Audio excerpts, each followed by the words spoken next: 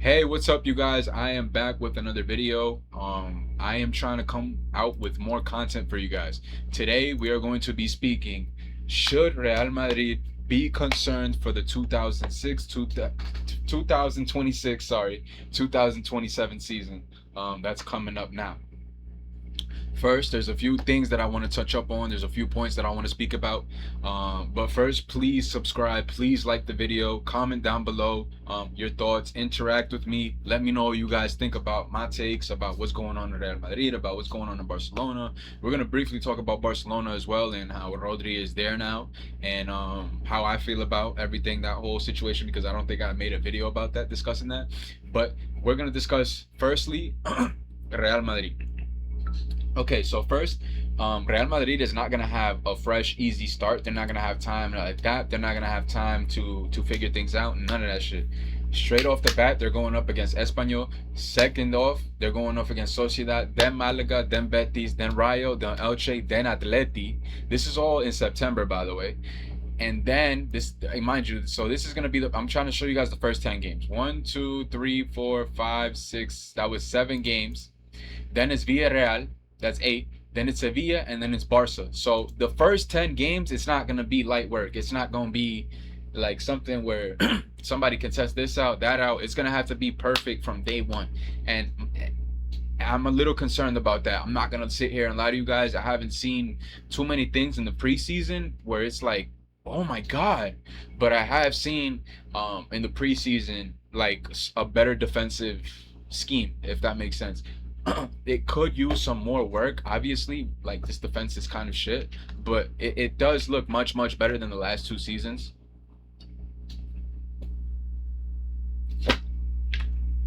Sorry, y'all. I couldn't. I needed a drink. It looked much better than the last 2 seasons, especially in that game versus Schalke.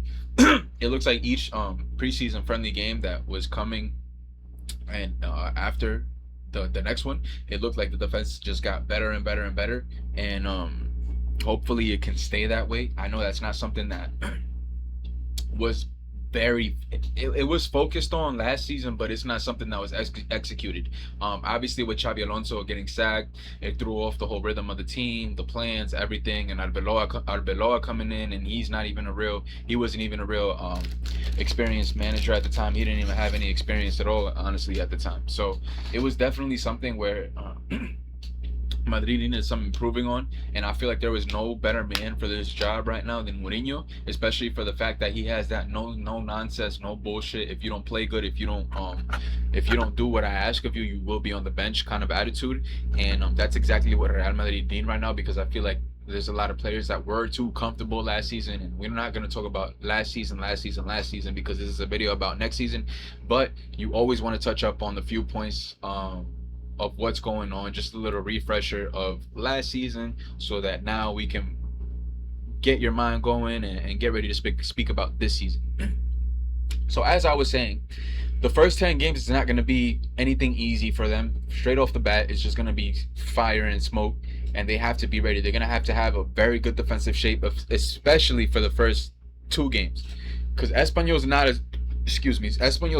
a team that likes to, or is a team that scores a lot of goals, but they are a team that can counterattack as well as Sociedad. And Sociedad is a team that can actually punish you if you make a defensive mistake. So Espanyol, they don't really punish you, but Sociedad they can, Malaga they can, and Betis they can. So these 3 games right here, I'm a little concerned about for the defense, and it's really gonna put into perspective for me how strong the defense is. The main test for me before the El Clasico, for me is gonna be 2 games. First is gonna be versus Sociedad. 3 games actually. So 1, 2, and 3. I'm gonna need to see 3 wins, no draw, no loss, nothing. In this specific 3 games. Obviously, no loss to the other games that I'm not mentioning. I don't want any loss period in the first 10 games before a Clasico. But the 3 games that I really want them to win, and convincingly, where I will have confidence going into the next El Clasico and for this season, where if the defense is better and if a lot of things are going good, for me, I feel like the big games, important games, is going to be Real Madrid versus Sociedad, Real Betis versus Real Madrid, and Atletico Madrid versus Real Madrid. Those three, for me, is going to be the big test if we're ready for a Clásico, if we're ready for the Champions League, and it'll give me a good idea of the season, how it's going to go. I obviously am not going to depend the whole season on just these games in the first beginning half of the season because, last season, the first half, it looked good, and then we pulled up to Atleti and we got fucking smoked, fam. So it's not like something that can be taken like as if that's gonna happen all season, but it'll give you a good idea of how strong your team is. If you see any improvements, and if you see something that you like for the Champions League. Now, going to the players, there are a couple of players that I want to speak about and get off my chest that I think are going to have a very crucial, important, or pressurized season. What do I mean by pressurized? Where they have a lot of pressure going into the season, where a lot of people are expecting a lot because last season was a failure from these certain players. I'm just get off the bat. Number one being Kylian Mbappe. For me, he's going to have a legacy-defining season next season. This season coming up, sorry. This season coming up, 26-27, he needs to have a legacy-defining season. What does that mean? He needs to win the champion. I'm not okay. I don't like throwing that out that he needs to win this Champions League, but the guy is turning 28 years old, right? He left Paris Saint-Germain to come to Real Madrid to win the Champions League. Let's cut the bullshit. It's not like he left to come and win La Liga. He didn't come here to try to win the Copa del Rey. He didn't try here to come to win Super Copa de España. He came here to try to win the UEFA Champions League. Now,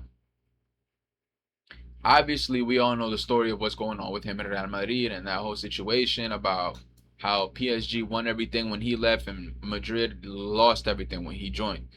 So I don't have to touch into that. I get it. What do I mean by he has to have a legacy defining season?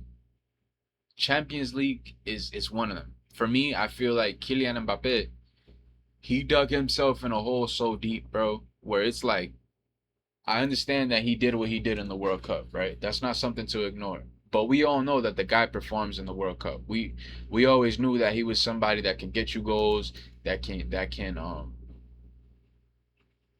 be very decisive. But the main question, the main thing, and we saw it in the game versus Spain, when it's very, very crucial, very, very difficult, very, very tactical games on a higher level, Mbappe is a player that you can see he has the physical capabilities to be on that level. He has the speed, he has the physicality. He's a little strong for his size. He's quick on his feet. He has not the best dribbling in the world, but it's there. He has very good shooting. Um, you know, he has the physical attributes to be up, like to compete with the games that are very tactical minded. But he doesn't have himself the mind to do that. So he has everything physical, but he doesn't have the mind. So like, and those very like we saw in the game versus Spain, the guy when it's very tactical, he doesn't know what to do for real. Like he's not a very intelligent, and I don't mean this to disrespect. Like I'm not trying to disrespect my own player, right? But his football IQ is not up here, bro. His physicality is carrying the shit out of him. If he wasn't as quick, and if you took away his speed from him, he is not like he wouldn't be as big as he is right now. And I'm not trying to like again, this is not a video just shitting on Mbappe, bro. Like I'm not trying to do that. I hate being that guy. But I'm just trying to be very honest and very brutal and very realistic here. The last few years with him have been shit. What's been saving him have been the World Cup performances. But other than that, he hasn't won anything significant or important or helped the team win anything since 2018. You guys are gonna come to me and say, "Hey, they won League One." Yeah, but was it really Mbappe helping them win that? Because they still winning that. So it's not like Mbappe was the reason that they're winning Ligue 1. And let's be real here. You and me can go to PSG and sit on a bench and probably come out for, let's sit on the bench for 5 years without getting a minute playing time, and we'll probably come out with 5 Ligue 1 championships. So it's not a hard thing to do. um so these last few years have been shit from him. I'm not sugarcoating anything. I know there's a few content creators that's just gonna slander other players and say that other players are at fault, and I'm not here to talk. I'm not here to pick sides with any player. But given the context that I just gave you guys and the harsh criticism that I just gave you guys of him, if he doesn't win the Champions League this season, after all the signings that just came to the club, after 3 managers getting brushed out and fired for him now, it's gonna be a very, very, very, very bad, bad, bad, bad look on Mbappe. Especially if the team go trophyless again, bro. He like he he's gonna be. I can't, like, you see how I can't even fathom words for it, but it's so career hurting where it, like, bro, his stocks can crash like in one day, fam. The slander this guy's gonna get, the, the and it's deserved because his attitude is not helping him. His attitude is not helping. He showed last season, if you guys look, when he was on the pitch, there wasn't a switch that was turned on for him. The guy was last, bottom. He was the very, very, very bottom of the pressing list, including goalkeepers in the top 5 leagues, man. Including goalkeepers, man. He was at the very bottom. What does that mean? The guy doesn't press. The guy doesn't run. That he does not give two flying fucks if he loses the ball. He will stand still and let somebody else do the work for him to try to win the ball back. That is bullshit. Nobody is going to win a Champions League with their 9 doing that. Nobody is going to win any competitive game doing that bullshit. And most importantly, no team can be successful or have a successful dynasty with a half-assed attitude and a half-assed mindset. And that's what I'm trying to get through people's minds, is that if like, a lot of this shit is going to depend on him. It's going to depend on if he's locked in, if he's going to give a fuck, if he's going to press, if he's going to fight for this team or not. Because if he's not going to do that since day one, then I'm already going to know that this season's going to be shit. This season's going to be fucking atrocious. The only reason I'm having a little bit of hope for him and a little bit of hope for the team is because Mourinho's coming. And like I said, I feel like Mourinho is the perfect manager for what's going on right now. Why? If you guys go watch his documentary, you'll see players come out and say that, hey, Mourinho's a very tough guy. Mourinho's a guy that he'll get close with you. He's not somebody that wants to disappoint you, want to disappoint. But he can get very, very, very critical and harsh when he needs to be. And that's exactly what we need right now. If you look at Kylian Mbappe's circle, I'm not gonna get too personal, but I'm not gonna say no family members. But if you just look at his circle, it's a bunch of family members that are just a bunch of yes men around him, and that is not gonna help you, bro. Because especially the last 2 seasons, if you look at what's been coming out and how, like, the French media that his mom owns, L'Equipe, have been trying to paint like a picture of Mbappe that he's not the issue and that he's completely not in the wrong for anything that's going on, was complete bullshit.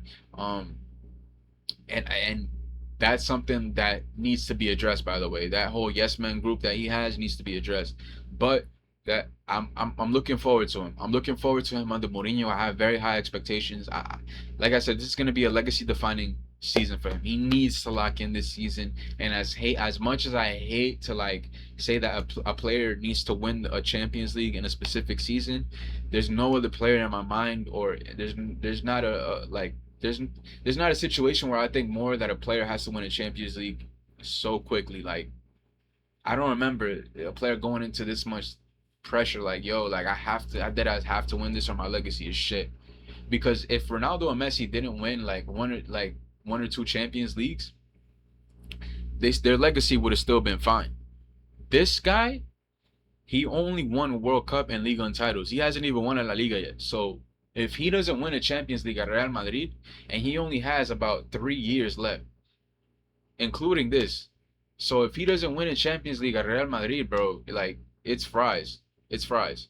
It's fries. Like, this whole transfer will be considered a failure, and his career will have a massive drop. It's gonna be a what if, or what could have been, if he locked in, like another R9 similar, where his mentality was shit. Neymar, where his mentality was a little, like, on the party side.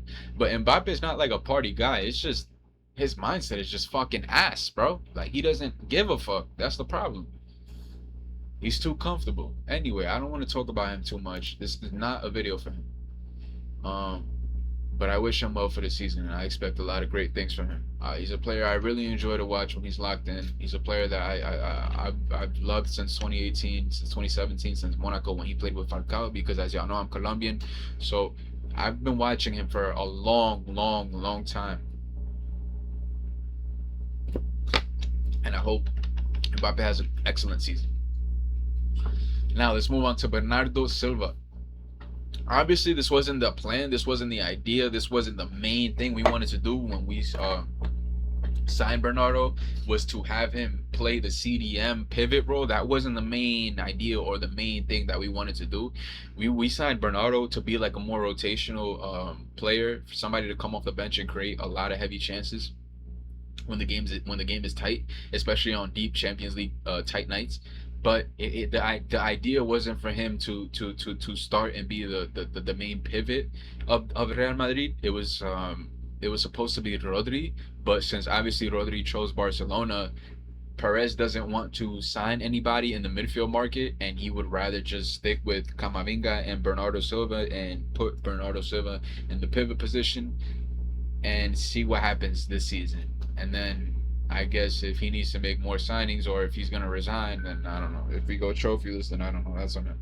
But yeah, for Bernardo, I expect him. I don't expect, but I think that he's going to do more good things than bad things. Than people think. I don't think he's going to be as old on the pitch as y'all think. I do think that he's going to get some injuries. I mean, he's 32 now. He's turning 33 next year. So I do expect him to not like possibly play every game. I feel like he's gonna pull a hamstring. He's going to like get like muscle injuries where it keeps him out for like a week or two. So I don't expect him to play so much this season. And I hope he does, and I hope Mourinho rotates him more so those instances don't happen. But at the end of the day, he is a 33-year-old player, and he's going to be playing in probably the best league in the world, and if not one of the best leagues in the world.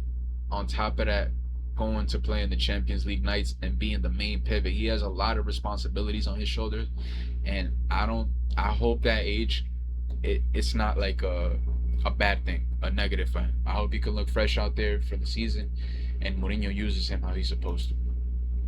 Jude Bellingham. The guy just came off of a beautiful World Cup. He unfortunately lost to Argentina and got knocked out in the semifinals, but then he beat France and won convincingly. So my expectations, or really, he already does. He presses. He does. I just expect Jude to be Jude. I mean, he's not really a player that I was so focused on being shit last season. He was a player that I was actually praising, that he was the only one looking like out there that he was giving a fuck or two, and he was doing all that pressing, all that defending, running back and forth, playing freaking left back for Angelotti, then playing CDM sometimes and CM and then Cam and then I mean he was playing Cam for Angelotti, and then he was playing uh CM slash left mid for Chabi, and then he was playing the back in CDM for our below, and then sometimes Cam. It was just like very confusing. And I hope Mourinho can just establish one position and one position only for him, which is the cam position. Jude has always been a player that likes to crash in the box, go back and forth, box to box, press, fight for the ball whenever it's lost, and then try to find a long ball over the top or through to go quick on the counter. He is not a player that is a pivot. He's not a player that is a can go on the left mid position. He's not. They were using him all types of fucked up these last two seasons, and I just hope that Mourinho uses him like he was like in England, like how they use him in his regular position and let him go box to box and free roam. I hope we can see 23, 24 Jude. That's the Jude that we all know. That's the Jude that we all love. Jude wasn't doing shit, and he was doing all of this the last two seasons out of position. So I have nothing but praise for Bellingham. He's a good player. He always has a great attitude. He's not a player that I look at as a huge issue. Um, Honestly, Bellingham is one of the most respectable on this team. He's never been an issue for me. He never had an instance where it was like Chouameni and Valverde. He's never had an instance where it was like an attitude or a fight with the player. I know that he maybe picked a little bit of Vinicius' side when there was that beef with Vinny going on and Mbappe, but I feel like the whole consensus of Real Madrid was on Vinny's side at the time because Mbappe was showing up with such a heavy attitude when he didn't help the team with anything. At least Vinicius, he won the club 2 UCLs, and he's not a person that likes to fight with the teammates. Like he didn't have a situation like that before Mbappe came, or Fede, or none of these guys. Honestly, it was like the whole vibes was good. So Jude already knew that Vinny's been my guy since before Mbappe got here. So I know that my guy's not the problem, and that's why I guess you can kind of criticize him and say that he had a problem with that. But at the end of the day, like if we're looking at overall how he is as a player, Bellingham never really gave Madrid problems. If anything, he improves. So I expect Bellingham to be Bellingham, and I hope he doesn't get injured or get a heavy injury, and I hope he has a great season. Mark Cucurella. Look, me personally, I'm very excited for this signing. I understand that people were questioning his signing before they won the World Cup, and now LARPers are saying that it's this great signing. I've been saying since day one, I actually really enjoyed this signing. I feel like this was a position that needed to be focused on because Mendy, that's not even something that deserves to be spoken about right now. I respect him, I love him, but the guy can't play more than 3 games in a row, and we need somebody serious. Like we got to be a serious team, bro. Enough bullshit with certain players. Like this isn't a daycare. This isn't something where it's to prioritize your image. This is the best club in the world, and it needs to maintain that image. And sometimes harsh decisions need to be made. And Perez was already thinking about terminating his contract. And honestly, I don't blame him. He didn't do it. He spared Mendy, but if he did do it, if he came to the conclusion like, yo, I'm just gonna terminate Mendy's contract for that extra spot in the squad, so I can go probably make that extra signing for the midfield or defense. I wouldn't have. I actually would have praised Perez like crazy. I honestly wouldn't have complained. I don't think anybody would have. And I'm not saying that to diss Mendy or to say that Mendy's a sack of shit. No, it was just like sometimes you have to make tough decisions to continue being a tough team, and that would have been a decision that I would have praised. But unfortunately, that's not what we got. Instead, we just got a World Cup winning left back. He just came from Chelsea. He just had a great World Cup. I'm very excited to see how he plays with Vinicius, with Mbappe on that left hand side, and I hope he just continues to have a good season. And I wish him nothing but the best here. I hope he just keeps doing what he's doing. A lot of these players, I can get on them. Marco Correa hasn't been here, so he's not a player that I can really talk about much or give too much time to. He just got here. So the other players, I can kind of get on them and give you a little bit more detail and more criticism. But Cucurella, the guy, from what I've seen, he doesn't seem like he's a dickhead. He doesn't seem like he's gonna give the team problems. He doesn't seem like he's self-centered. Seems like if you tell the guy to play freaking right back, he'll do it. So I don't have any problems with Cucurella. Very happy for him. I like that he said that he would be more than happy to do the dirty work for the team and help the team in order to win. And that's exactly the type of players that this team needs, and he's going to do great. I know he is. Arda Güler is very interesting one to speak about. I expect him to break through this season. I expect him to possibly maybe cement himself into a starting position. Um, I hope that he continues to grow because we've seen nothing but growth from him getting a little bit better and better and better. So hopefully he keeps that up and it just keeps going on an upward scale. He is 21 now, so he's a little bit more mature. So we're probably going to see a little bit of Arda, that's a little bit more developed. We're probably going to see that Mesut Ozil style that we've been wanting to see from him a little bit more, where he takes a little bit more risks on the dribbling, where he's actually successful with it when he takes that risk, and he's just a player that looks smarter on the pitch and on the ball, off the ball as well. So I expect him to just look like he's progressing this season, and I expect him to make a breakthrough this season, like to be a player maybe that has the most assists this season. Maybe, possibly. If it's not, if it's not like Vinny or Bernardo, I could see Arda getting like top assister of this team, or maybe even like Bellingham, like only because he plays in that same position as Arda. But Arda's a little bit more creative, and he enjoys the to pass and open chances more. So I have very good expectations for Arda. I feel like he's going to do very well under Mourinho. And like I said, I even expect him to be the top assister of this La Liga campaign, and I hope he does. Now, Barcelona. It's gonna be well. Before I get into Barcelona, let me speak about one more signing who I think is going to be important. Yan Diomande. Diomande. So, I I can't really like I know we paid a lot, so I have to expect them to have a good season. But at the end of the day, I'm looking at it right. He came from Leganes at 16, then he went to Red Bull. I mean Leipzig at what was it like 18, and now he's here at 19 years old. So I can't expect him to look like from day one this elite Gareth Bale regen, Dembele regen. But I expect him to maybe have 10 goals, 10 assists. He's definitely going to be effective. I expect him to hopefully make that right hand side more dangerous on the offense, where they take off pressure off of Vinicius and Mbappe.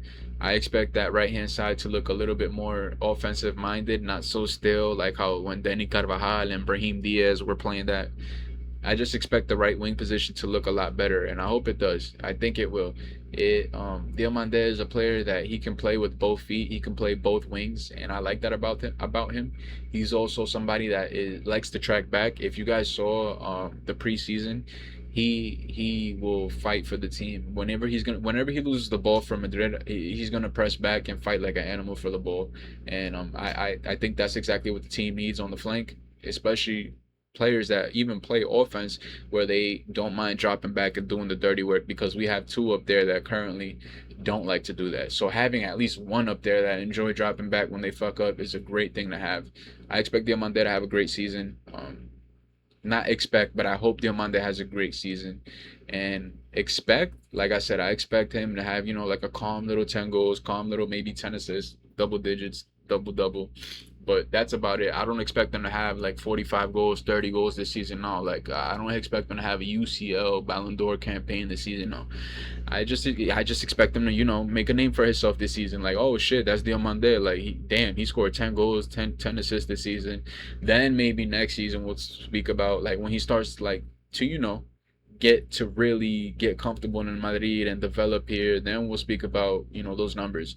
But do I think that he's gonna have that right away this season? No, I don't. But like I said, this season I expect him to make that name for himself, and calm little 10 goals, calm little 10 assists, little double double, cheeky. Now we're talking about Barca. Barca is a team that I am I concerned about them? Do I am I nervous to go up against them? Look, Real Madrid have been having a very difficult time for the last two seasons, getting that win against Barcelona. So if I sit here and say that I'm sitting here with confidence going up against Barcelona, I would be lying to you guys. I'm not 100% confident going up in the El Clasico going up against them, but I look. I have a lot of hope for this season. The main reason being Mourinho. I genuinely am a huge fan of Mo. He's probably my favorite, if not he's one of, if not my favorite manager of all time. Mo. Um, it's just that his no nonsense, no bullshit attitude, but at the same time he respects you and he has a relationship with you where if you fail, like how Evra said, if you guys go watch that video he did with Faisal, Patrice Evra was saying that if you just it's not like you failed and you were scared of Mourinho, like what he would do. Obviously, you were a little bit more afraid. You were like that was in the back of your mind a bit. But he said the main thing that they hated doing was disappointing him. And disappointing and angering somebody is two completely different things. Like it hurt them to hurt Mourinho. So I feel like Mourinho's gonna bring back that vibe that was there when things were getting restored and rebuilt in the 2012 13 season or 2011-12 season when he came in and was really furious in the league with that 100 points. I hope you know I hope he does well. I have a lot of respect for Mourinho and I hope he does well. But Barca are a team that are very much stronger now and even stronger than they were before. There's like four players gone now. They don't have no Araujo. They don't have no Ter Stegen. They don't have no Rashford. They don't have no Lewandowski. They don't have no Ferran. A lot of these, I don't have no Araujo. A lot of these players are gone. So they replaced them with Adeyemi, Gordon, and Rodri. Do I think that they are going to completely steamroll us like how they did the last two seasons? I don't think so. Main reason being is that I don't think that they really improved their defense that much. I know there's a couple academy kids that they say are looking good out there and that they're impressed with and that they can see in the starting position in the future. But I feel like this World Cup, it really showed that Kubarsi especially, he does much better with somebody that's a little bit more experienced. And I know you could say that Rodri is going to bring that in the middle, in the pivot position, and I understand you and I agree with you, but I also would counter that with you have to remember that this is why Perez was so hesitant to even sign Rodri, was to bring up the fact that he's very injury prone. So what do I mean by that? It's not guaranteed that Rodri's going to start the most or play the most important games in the UCL. He could get injured. That's a real possibility to consider. Obviously, you expect Hansi Flick to manage those minutes and rotate so he that doesn't happen, and use Bernal off the bench, use Gavi and those midfielders to come on and save Rodri a bit. But at the end of the day, he's been having those problems even at City. So I I still expect Rodri to not, like, I don't think he's gonna be fresh all season, and I think he's gonna miss some crucial games this season. And due to that, I think it will affect Kubarsi more than the defense more than it does the offense, because Kubarsi in the World Cup, if you look, he does much better with the experience, with an experienced, a leader mindset kind of center back like Laporte, somebody that's been there, somebody that's comfortable, somebody that knows what to do in certain positions, and also it's a completely different style.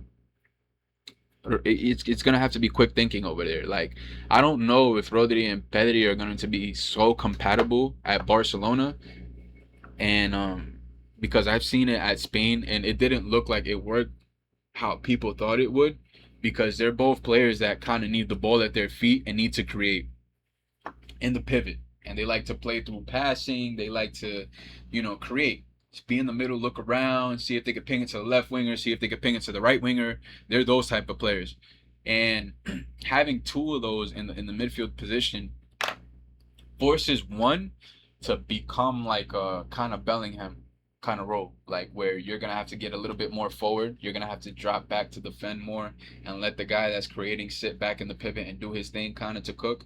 And Pedri,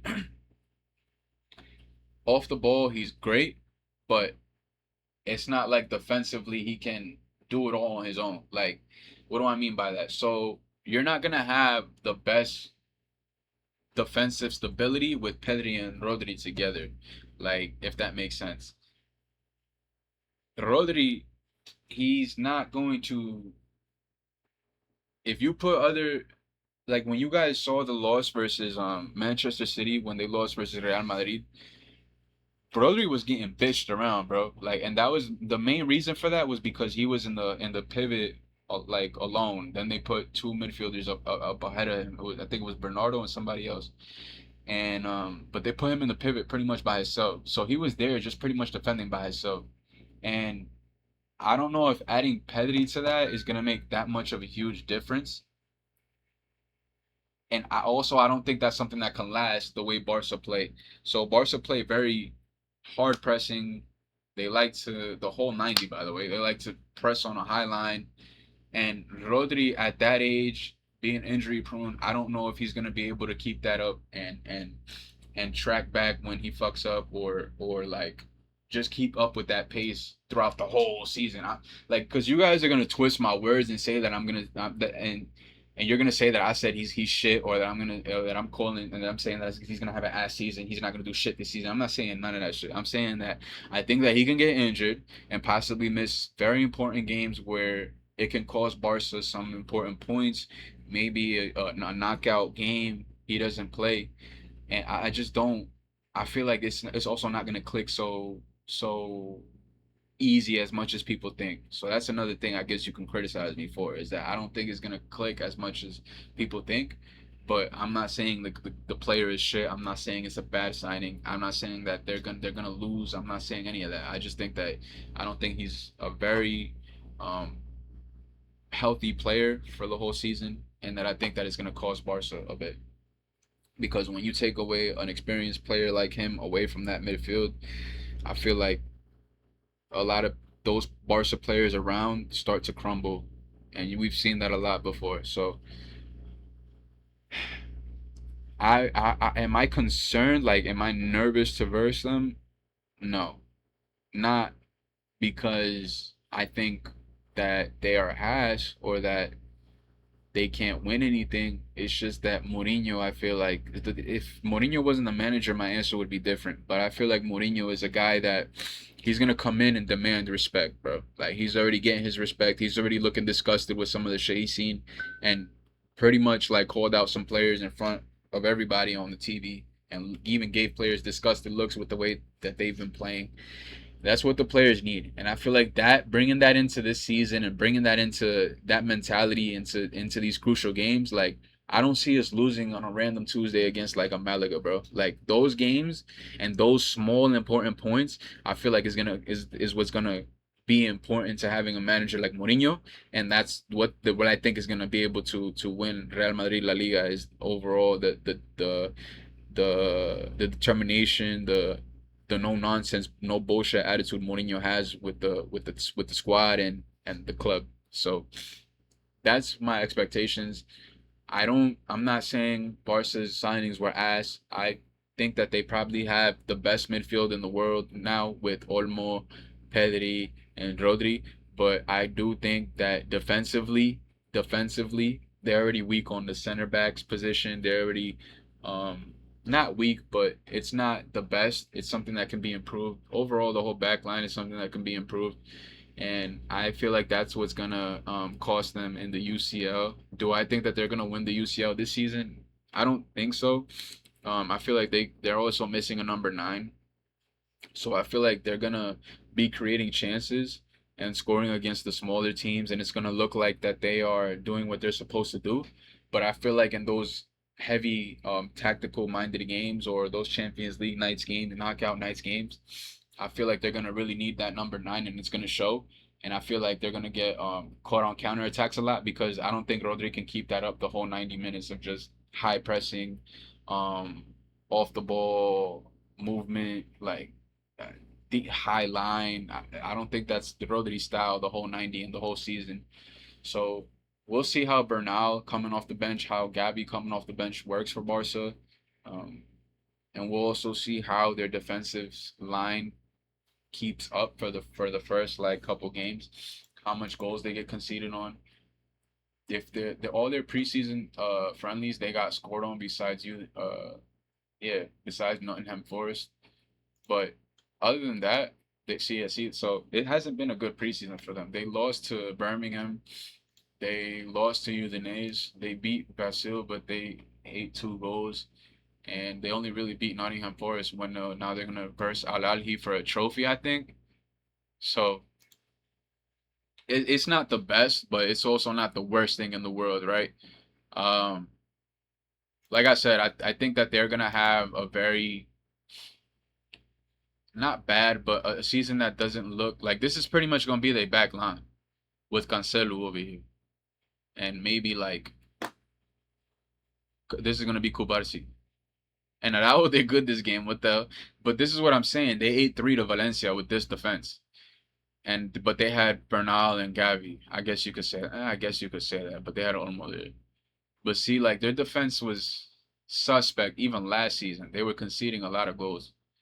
Um, Champions League, the first game that they there was an instance they lost like 5 something to I think Atleti, right?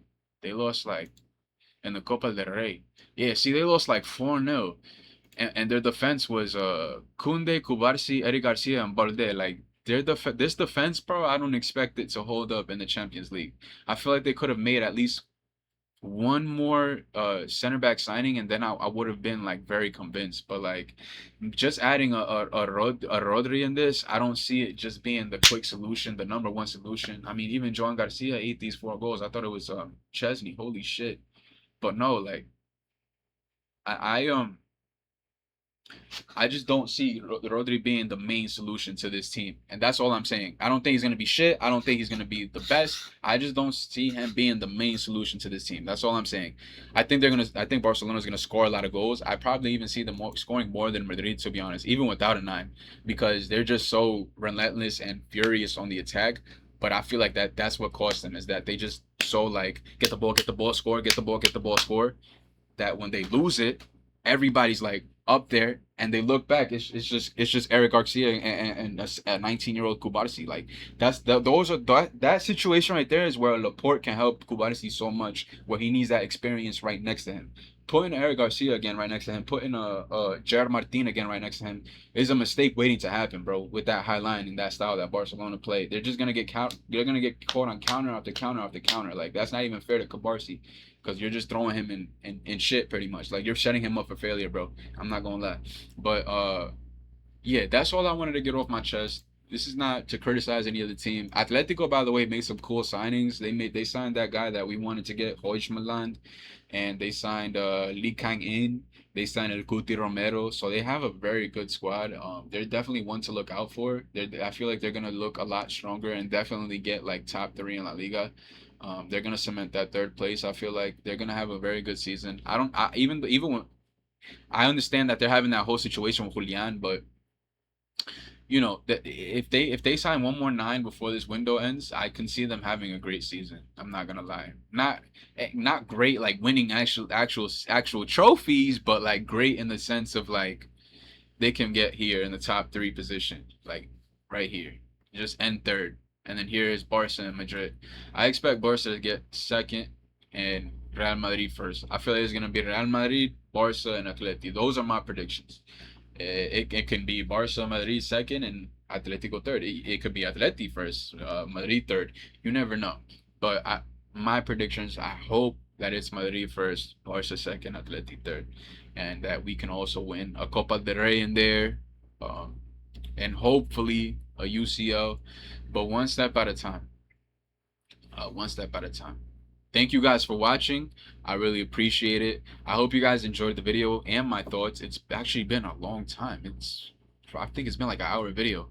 But I genuinely appreciate you guys for watching. I'm gonna drop another video, a FIFA 15 video, where I rip open some packs. There's single player seasons now, and I'll show you guys the packs, all that cool stuff on there, the cards, pack openings, the rewards, and I'll link down there the installation guide and everything for you guys, like I did the FIFA 14. Thank you guys so much for watching. Please like the video and subscribe, and that'll be all. Expect another video soon of FIFA 15, and peace.